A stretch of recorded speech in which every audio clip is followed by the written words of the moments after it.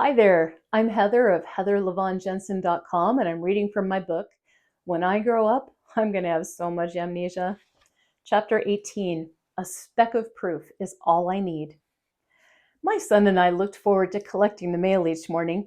On the way to our communal box, we passed a neighbor with chickens. Jack loved to imitate their rooster and trick it into crowing back at him.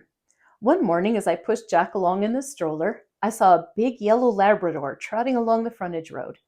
Fear kicked me in the stomach because everything scared me at the moment, even dogs, but I called out to him in my most cheerful voice. When he spotted me, his whole face scrunched into a giant grin, and he ran to us, so happy to have found new human friends.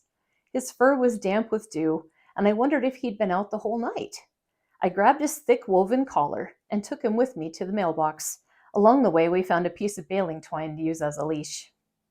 A huge envelope was doubled over in my box, and when I pulled it out, I saw in spidery handwriting the name Mrs. Cannon.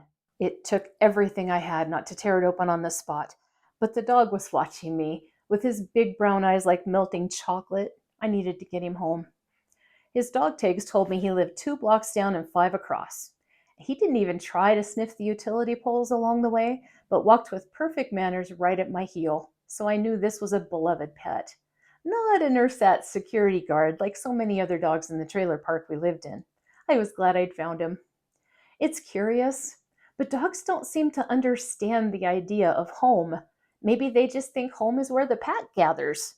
When they're lost, they wander around like they're waiting for their pack to catch up, and when it doesn't catch up, they don't know what to do.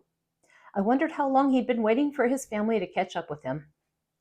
The dog's owner was effusive in her thanks. The poor guy had wandered off after his supper the night before and she'd been worried sick. I was happy to reunite them. Jack was not happy. He liked that dog.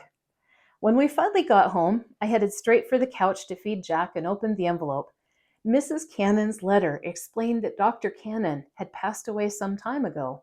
As for the records, she'd included everything in our file and told me I was just in time. She'd been considering throwing them out because they were over 10 years old.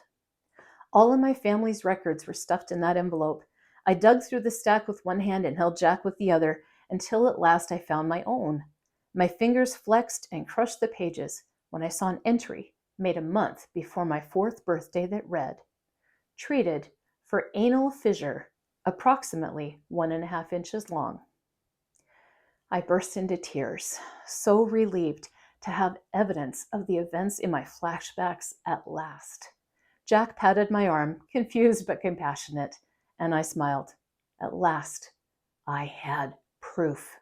Thanks for listening. If you want to read ahead, down below in the description is a coupon code for 50% off of my book at my website, www.heatherlevonjensen.com. See you next time.